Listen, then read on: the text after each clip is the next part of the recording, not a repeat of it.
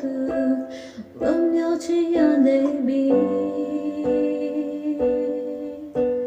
ပြောင်းမတော့သူတို့သည်ဖျားရှင်နိုင်ဝမ်းမြောက်၍ကိုရောအိမ်နာမတော်မြတ်ကိုချီးမွမ်းကြကုန်လို့ယနေ့ကျွန်တော်တို့ပေါ်အလေးယုံကြည်ပေါ်ထွန်းပြီးအကြောင်းမယေရှုခရစ်တော်ကျွန်တော်တို့ပေါ်မြင်ပြီးယနေ့ကျွန်တော်တို့ပေါ်အလေးယုံကြည်ပေါ်ထွန်းပြီးအကြောင်းမယေရှုခရစ်တော်ကျွန်တော်တို့ပေါ်